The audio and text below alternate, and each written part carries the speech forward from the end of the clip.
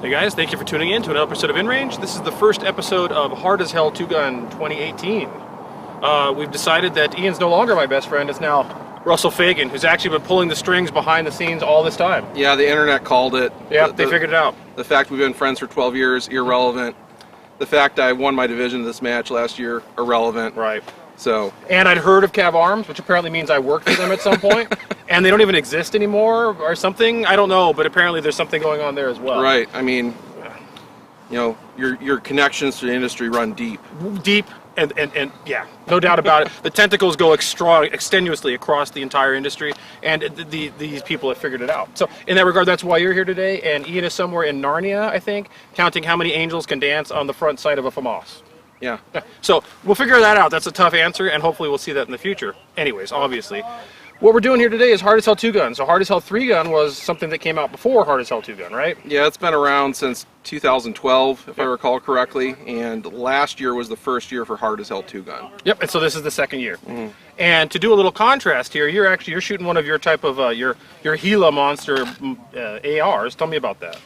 This is a KE-15 shooting team rifle. Okay. Uses our billet flared magwell, the SLT2 trigger, 45 degree ambi selector, enhanced charging handle, 15-inch handguard, ballistic advantage 17.7-inch barrel, and I added a Cobalt Kinetics brake to this. That brake is that's something else. That's a core sampler, as I refer to it. Every time you fire it, if you're near it, you can feel your kidney stones shattering and getting rid of them. It's very effective for reducing muzzle climb, but at the cost of excessive muzzle blast and noise. I would say it's the definition of a gamer brake, but so what? So. You wouldn't want to use that in a squad.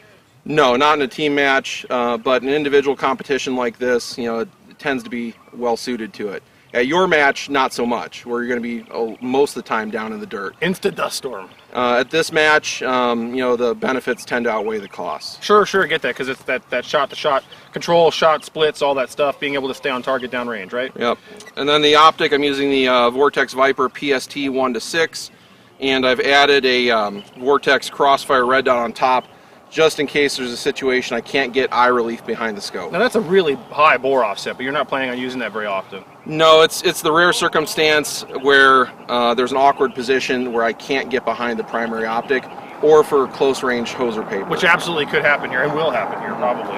And then you're also, anything special with your magazines? Anything we need to know about there? I'm using a combination of 30 rounders, 30s with +5s, and a 40, and a couple of 40s with +5s on them. Cool. And your pistol? The pistol is my KE-17 Stealth Special, because I made it specifically to fit inside the Stealth Division box for 3-gun.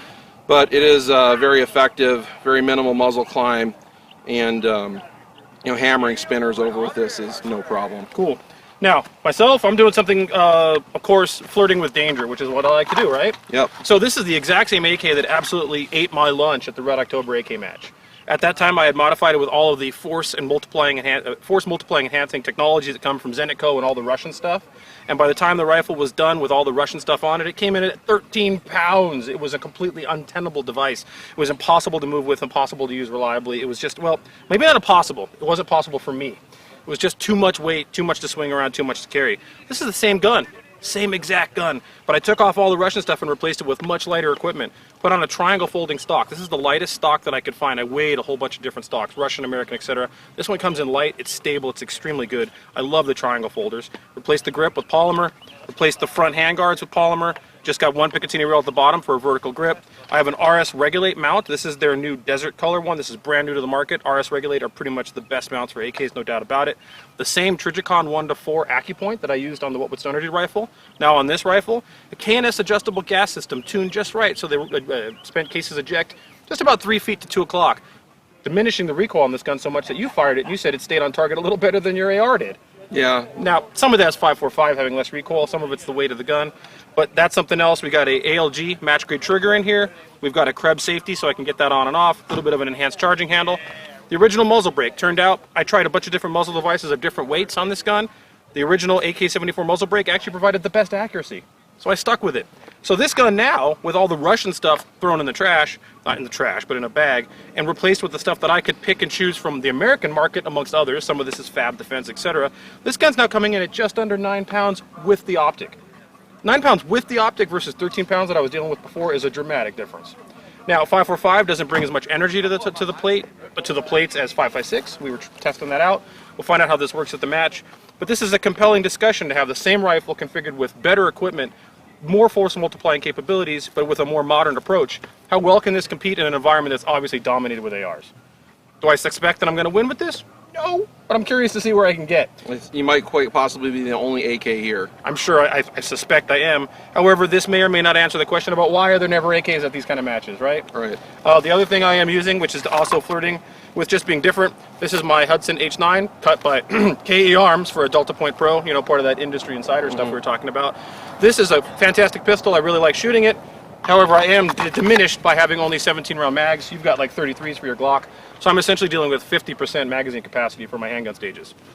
We'll find out how that goes. We'll see if I can mitigate that with the better control and accuracy that the Hudson 9 brings to the table. Additionally, we are running an Armored Trooper. Yeah, so Trooper is the division. It requires us to hike into the range about a quarter to a third of a mile. We have to wear all our ammunition and shooting related equipment on our person during every stage. You can see I have a big backpack. We've added armored category to that, so we're wearing front and rear rifle rated armored plates, and anyone at this match can add armored to any division as a category. Yeah. But it tends to be that most people doing that are in Trooper division. So you could be Trooper without armored, but if you really want to go all the way, you become Armored Trooper and do the whole thing. I've got 400 rounds of 5.45 on me, 300 rounds of pistol ammunition. Some of that's a magazine, some of it's loose in my backpack. Tools, accessories, cleaning kits, the stuff to hopefully keep these guns running throughout the day. Because if something goes wrong, it has to be on your person if it's shooting related. Otherwise, you're no longer in Trooper. Any snacks or comfort items like that, you do need to hike in with you, but you can ground those before you shoot the stage. So that's our introduction for this. We're going to go ahead and do this like we do normally. However, I think our discussion is going to be different, more about strategy, about how to approach the stage. Stay tuned for stage one, and I will remind you that InRange is, of course, sponsored by Dixie Waste Works for all your waste removal needs. So here we are, walking for, what is it, you said? I think it's about a quarter to a third of a mile. Third of a mile with all this garbage on? Yeah. But it's not, I mean, whatever. This is, why do you do this? You said there was a reason to do this for Trooper and it wasn't just stupid. It limits what people are willing to carry. If they can just show up to the range and walk 100 yards to their stage, you know, they'll treat it like it's a golf course and carry multiple guns and all sorts of equipment. Adding just this little bit of a hike limits what people are willing to carry in. All right, so it's really actually an anti-gamer device? Yeah, and it makes you think about your gear actually being comfortable, because it's at that limit of, you know, I got to go in and out both days of the match carrying all this stuff. So I don't want anything that's going to be, you know, painful to carry or painful to wear. But it's already painful to carry and wear. Well, all of life is pain. This is just another form of it. Fair enough. All right, stay tuned.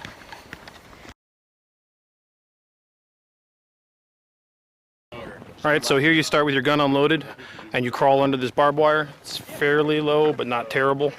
Once you get through the barbed wire, stand up, load your rifle, engage all these paper targets, hopefully on the move. Then you get to the next part of barbed wire, which is actually a little lower. You have to unload your rifle before crawling through. Crawl through the barbed wire. This is going to be fun with my gear on. Then you get over here to this start box. From the start box, reload your rifle and engage those two static targets and the spinner standing offhand only. Those two red targets next to the spinner are no-shoots. Every hit on the no-shoot is a penalty, so you have to spin the spinner without hitting the no-shoots. Then you proceed to this tank trap. From the tank trap, you will engage, I think they're about 150-yard poppers, which you can barely see downrange. Your rifle must be touching the tank trap. There's some poppers. Then you move to the next tank trap. From this tank trap, with your rifle touching the tank trap, you neutralize the flash target way downrange. Then you move to the bunker, and from the bunker, there is a spinner downrange at about 180 yards, 150 yards. From there, you can neutralize the spinner for a bonus, or you have to neutralize the popper underneath it. So the popper is required, the spinner is optional. All right, so this is our first stage. We haven't shot a round yet downrange. Stage one includes some interesting crawling under barbed wire, and it's legitimately barbed wire. It's not like just wire, it's barbed wire. Well, it's called hard as hell for a reason. It is. I find that an interesting choice, though, because, I mean, the risk there is you could really get hung up or hurt, but hopefully that's not the case. So what we're going to do in this series of videos, since it's you and I think we're going to take a different approach. We're going to talk about strategy. What do you think about this stage? How would you shoot this? Well, particularly in Trooper Division, there's the barbed wire is a concern for how you have your gear set up. I deliberately didn't have a path. Yep. So I can clear underneath obstacles like that. I don't know how wide mine is, but it's enough that I have to make sure I'm pretty low. Right. Yeah. So that's a potential time sink on the stage right there. I'm gonna take that slow. I'm telling you right now. Real barbed wire, all this crap on me. I have to low crawl that thing. And risk mitigation and being not necessarily tortoise, but you understand the tortoise versus a hare analogy for a match like this. Sure. Shooting every stage moderately good is better than having a roller coaster of really good and bad stages. Okay. So shooting consistently is good. So risk management is a good thing at this match. The next thing to consider as a time sink is the offhand spinner. Yeah, with those two no shoots next to it at the top plate. And fortunately, we practiced that ahead of time, but we didn't do it after crawling, 5-yard segments and shooting some other stuff. We didn't practice it on the clock. We didn't practice it with dudes watching dudes, and we didn't practice it at a real match after crawling under barbed wire. So we're probably not going to shoot that as clean as we did in practice. No, we will not. Okay. So for a lot of people, you want to have a checkpoint in your head of like how many rounds I want to shoot this thing before I just stop and move on. It's fair. Some of this match is one in which sometimes leaving targets behind actually is the logical, realistic choice. Right. You only have 300 seconds to accomplish everything, so you don't want to leave other low-hanging fruit if you can move on and just take the penalty if it's going to take too much time for you. Absolutely. So we got the offhand spinner. Then there's what's a trap at the end of the stage. Well, okay, then there's the poppers at the tank trap, which is just have to hit them. Yeah. Then there's the flasher, which is just got to hit them. But at the end, at that bunker, there's is it 150, 180 yards? I think they said it was 180 yards. 180-yard spinner, and then underneath it, you can barely see a popper below the spinner. Right, and the reason I'm saying that's a trap is because in ideal conditions, it takes us 10 to 15 seconds at 100 yards to rotate a spinner. And that's when you're on. Right? Yep. So that's at 180 yards. It's at the end of a stage, and it's only a 30-second bonus. Yep. So I'm going to err on the side of caution and just knock it out of the way and get the mandatory target underneath of it. That's my goal too. I'm going to skip that bonus. I'm just going to drill that bottom plate till I hit that popper. Right. So that's our strategy for this. It sounds like our strategies are similar. My biggest concern is how slowly I'm going to go into that barbed wire, because low crawl for me is never my thing, and I've got a bunch of garbage on, and that's barbed wire. So, it's high enough that you shouldn't be able to get hung up on it, but it's still in your mind that you're going under barbed wire. And this is one area where coaching might be a good thing. Yes. Having your buddy follow you through the barbed wire on the side and saying, hey man, get lower, get lower. And Hard as Hell actually allows coaching. Some matches don't. This match does, because the difficulty that they essentially present here, they want to afford an opportunity for you to succeed, but also learn about your shooting skills. So having a little coaching on that barbed wire may not be a bad idea. Yeah, your dump pouch is catching or something like that. Let's not walk out of here lacerated. How about that? Yeah. All right, cool. Stay tuned to see how stage 1 goes.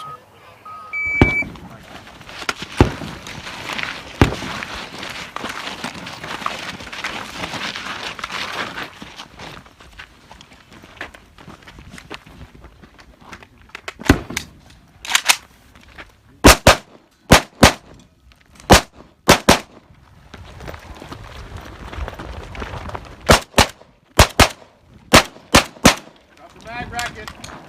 There, go. Keep your shoulders low. Low.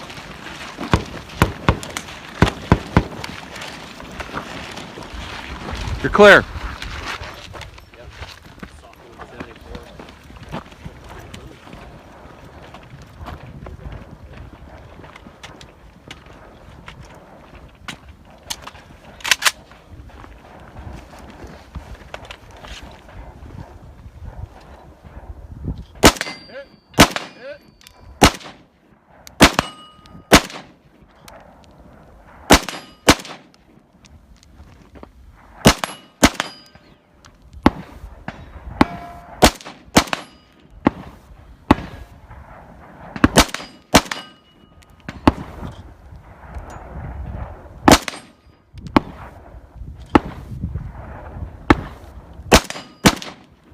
You're gonna have to shoot that top plate, probably.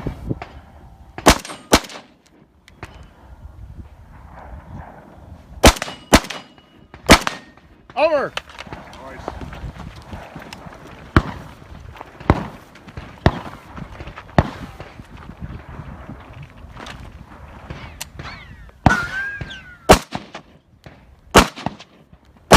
Hit. Hit. Hit.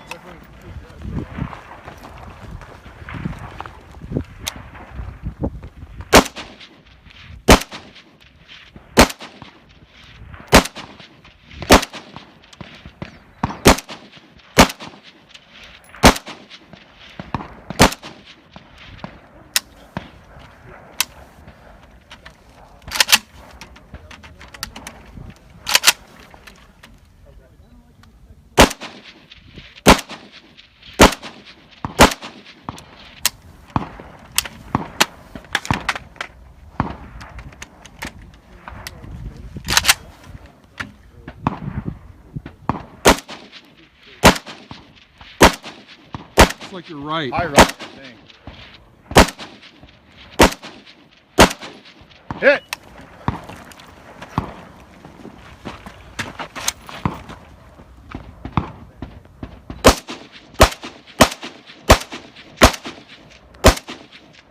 Down. You're hot.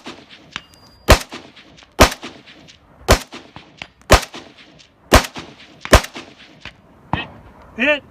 We done? Done.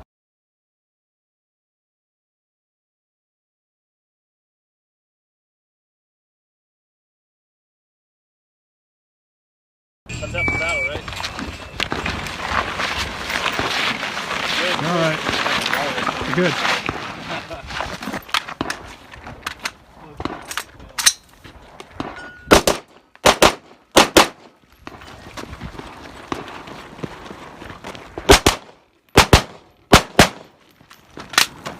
Clear, go.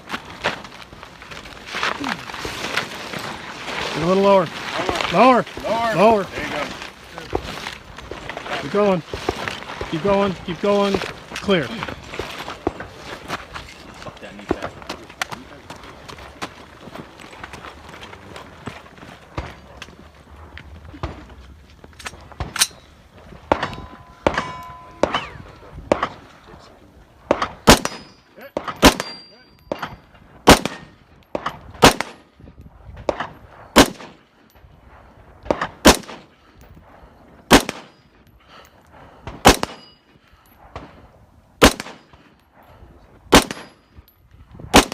Over. Nice, nice.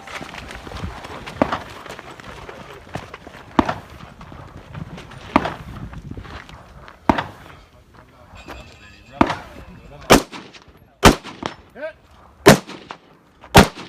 Hit. Hit.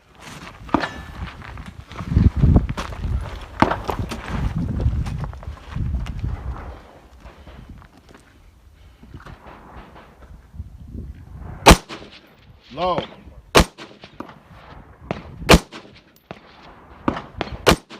Hit.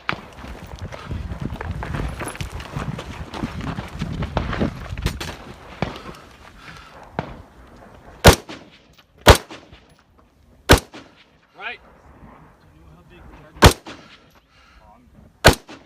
Right. Hit. Hit. Got.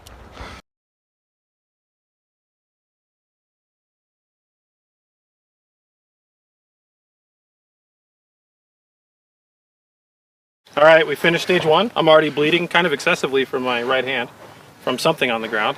I didn't blow it, but I didn't do well. You did really well. Pretty good. 120, I think? Yeah, 120-ish. And I was 180. I looked at the squad scores, and we got some pretty high-speed dudes on this squad, and there was people in the 230s, 240s, people down in the 120s, so I'm kind of smack in the middle from what I saw. I think it's all about getting that spinner as Yeah. quick as you can. I did okay on that. The spinner went fairly quick. I think it would have quicker if you were confident to take that top shot. You know what, when I tried to use the sling, I tried to tighten it up, and when we were practicing, I had the sling tight, which gave me a little more support. Right. I didn't have the sling tight enough, and I was wobbling enough from crawling that I was scared to get a no-shoot. So I just stayed to the bottom plate. What I think really cost me time on this stage wasn't the spinner, it was that damn flasher at 2 something or other.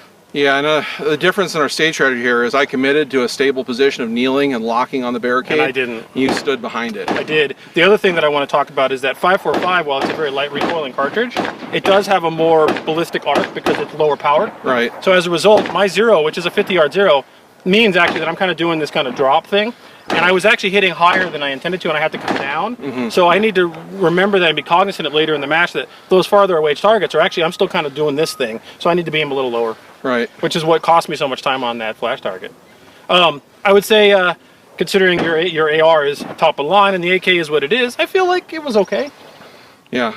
This is what I said I wanted to do. It wasn't a disaster. I did not shoot any no-shoots. I didn't have any penalties. I finished the stage. I neutralized all required targets. But you know, there's there's 8 more stages to go. Right. And you know what's interesting is the RO told me on that bonus spinner. Yeah. One of the best guys here did that in 27 seconds. The bonus? The bonus. How? No, I'm saying the time it took him to do it Oh. was 27. So the bonus is 30. So you got 3 seconds Yeah. for a very high risk. we made the right call not shooting. No, that spinner was quite literally a trap. That was there to pull you in and waste ammo and time on a target that for the most part you're not going to neutralize, and if you did neutralize it, like you said, the best guy got it in 27, you got a 3-second advantage from that. Right. So, anyways, this is the first start of the day. No, I didn't dumpster fire, did okay, you did very well. We got a lot more to go. Yep. 5 more stages a day. 5 more today, so we got nice weather at least. Stay tuned for stage 2 of Hard as Hell 2 Gun. I was going to say Desert Brutality, that was a different match. Stay tuned for stage 2.